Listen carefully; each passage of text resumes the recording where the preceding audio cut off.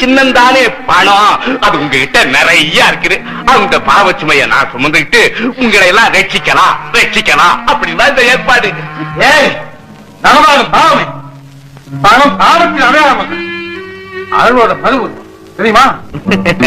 பரவாயில்லையே, நிறைய படிச்சிருக்கிறியே. ஏன் முட்டாள், உன் உடம்புல ஏன் கையால எழுதி நான் படிக்க வேண்டியது இன்னும் பாக்கி இருக்கு.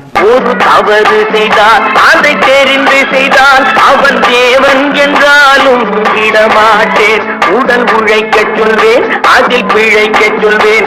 அவர் உரிமை பொருள்களை தொடமாட்டேன். நான் ஆணையிட்டால் அது நடந்து விட்டால் இங்கு ஏழைகள் வேதனை படமாட்டார்.